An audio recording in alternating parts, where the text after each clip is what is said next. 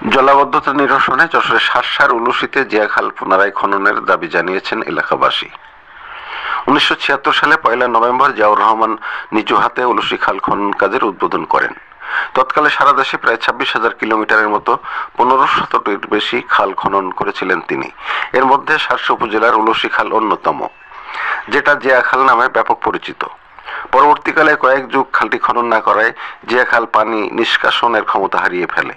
ফলে এলাকায় জলাবদ্ধতার সৃষ্টি হয় এবং চাষাবাদের অনুপযোগী হয়ে পড়ে।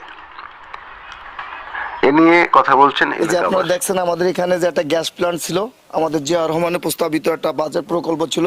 পরবর্তীতে আমলি সরকার ক্ষমতায় এসে ওই যে আপনারা দেখছেন গ্যাস প্ল্যান্টের যে ঘরটা, ওই ঘরের ভিতরে সেই মেশিন ছিল, মেশিনগুলো আমলিগের আমলে আমলিগের লোকজন তারা মেশিনগুলো খুলে নিয়ে গেছিলো। নিয়ে যাওয়ার পর ওইটা ওইভাবে বন্ধ হয়ে গেছে, পরিত্যক্ত হয়ে গেছে।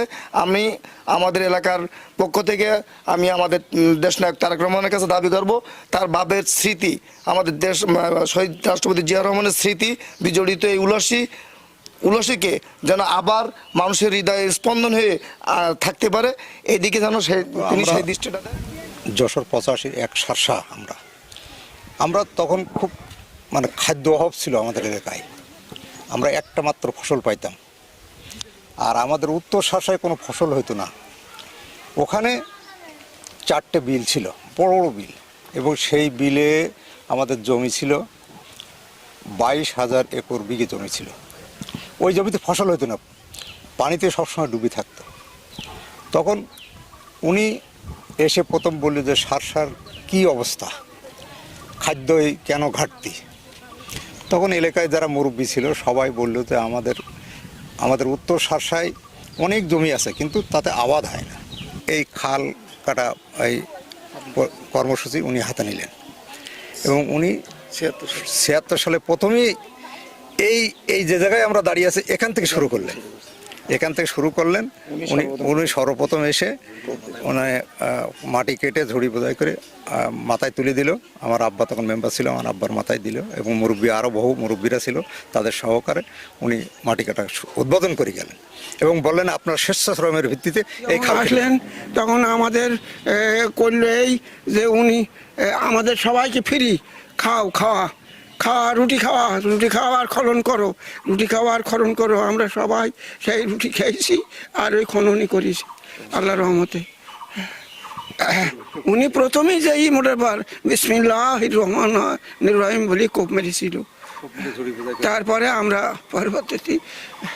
আচ্ছা, এখন আপনাদের এই খালের কি অবস্থা? এখন আমাদের ওই খাল তো বোঝাকানা হয়ে গিয়েছে। দাবি কি?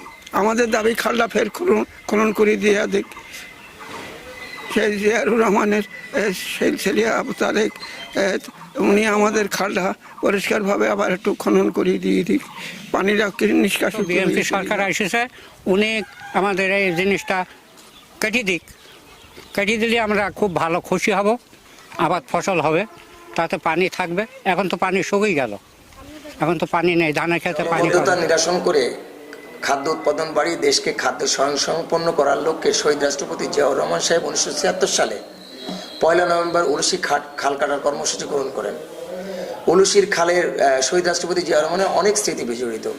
আমাদের প্রিয় নেতা তারেক রহমান সাহেব বর্তমান বাংলাদেশের প্রধানমন্ত্রী। উনি নির্বাচনের আগে যে নির্বাচনী জনসভায় বলেছিলেন যে উনি যদি রাষ্ট্র ক্ষমতায় যান আমাদের উলুশির যে খাল কাটার যে খাল রয়েছে সেটাকে উনি সংস্কার করবেন। আজকে উনি প্রধানমন্ত্রী হয়েছেন, আমরা আশা করব যে অতি দ্রুতই আমাদের প্রিয় নেতা সেই ঘোষণার কাজটি সম্পূর্ণ হবে এবং দ্রুত খাল কাটার কর্মসূচি শুরু হবে।